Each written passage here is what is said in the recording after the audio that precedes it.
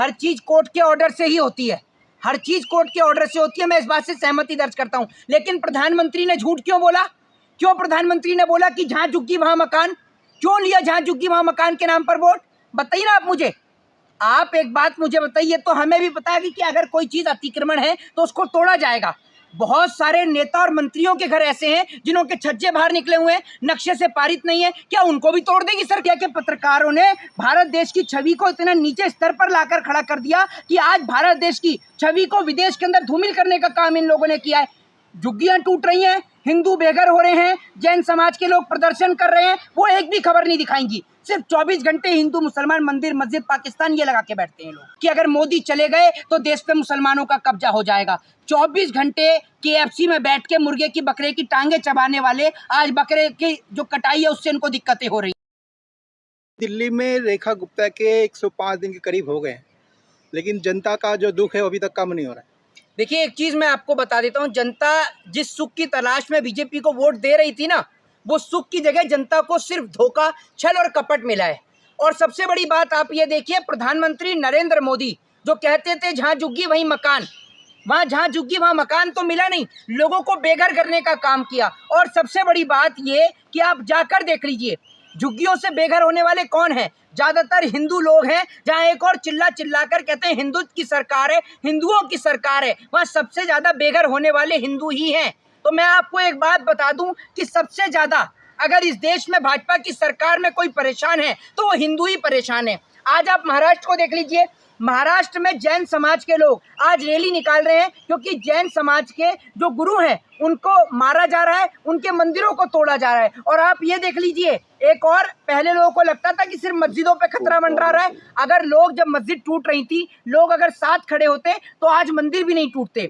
लेकिन आज भाजपा सरकार में जिस तरीके से मंदिर भी टूट रहे हैं, हिंदुओं के जो है घर भी टूट रहे हैं, सारे काम हो रहे हैं और मजा ले रही है सिर्फ भाजपा सरकार। लेकिन वो तो कोर्ट के ऑर्डर से हो रहा है ना सारा कुछ। देखिए, मैं आपको एक चीज कह रहा हूँ, हर चीज कोर्ट के ऑर्डर से ही होती है, हर चीज कोर्ट के ऑर्डर से होती है। मैं इस बात से सहमति दर्ज करता हूं, लेकिन प्रधानमंत्री ने झूठ क्यों बोला?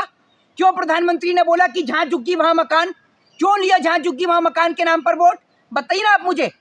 आप एक बात मुझे बताइए, तो हमें भी पता है कि अगर कोई चीज अतिक्रमण है तो उसको तोड़ा जाएगा। बहुत सारे नेता और मंत्रियों के घर ऐसे हैं जिन्हों के छज्जे बाहर निकले हुए हैं, नक्शे से पारित नहीं है, क्या उनको भी तोड़ देगी सरकार? मुझे ये बताइए ना। और प्रधानमंत्री क्यों बोलते हैं कि जहां झुग्गी वहां मकान? नहीं बोलते, बताइए आप मुझे। और आज जो लोग बेघर हो रहे हैं, कहाँ रहेंगे वो लोग?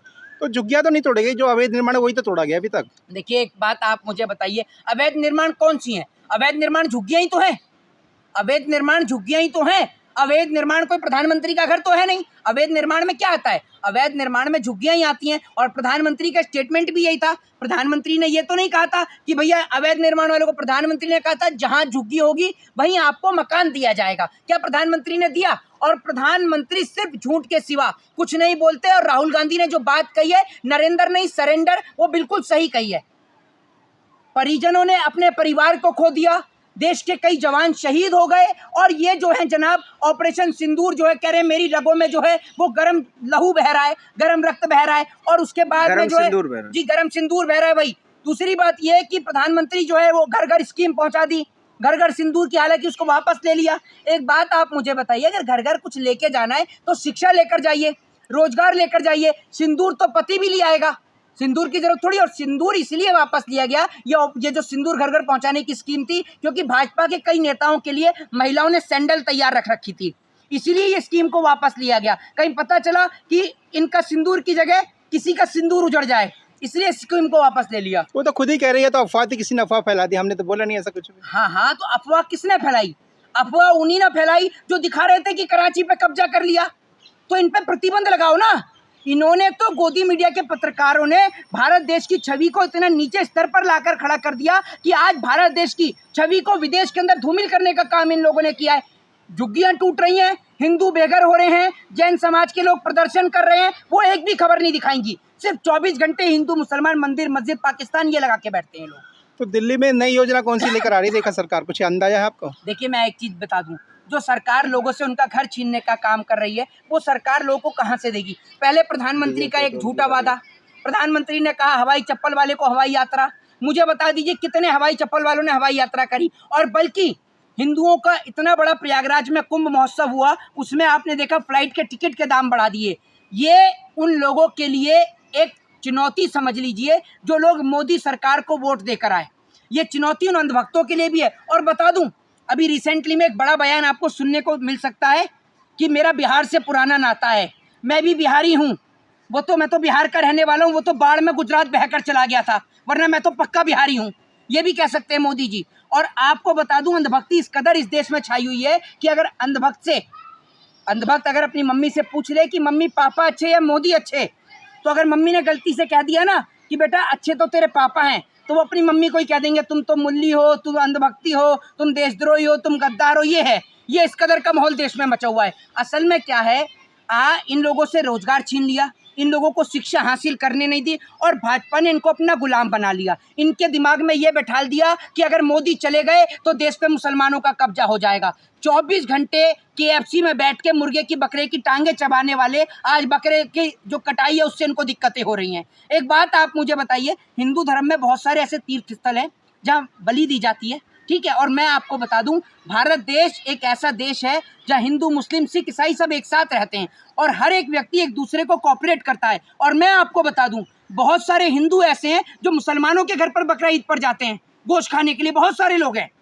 तो भैया, देश में सोशल मीडिया पर लिखने से पहले एक बार अपने गलेबान में झांक लो। देश में नफरत फैलाने से पहले एक बार ये देख लो कि आप इस देश को कितने गड्ढे में धकेलते जा रहे हो। अभी हाल ही में मैं बाहर से होके आया, और एक चीज़ मैं आपको बता दूं, बाहर की एक सबसे बड़ी खूबसूरती ये है कि बाहर आपसे आपका जाति धर्म और मजहब नहीं पूछा जाता। सिर्फ अगर आपने ये कह दिया ना कि आप भारतीय हैं तो लोग गले से लगा लेते हैं।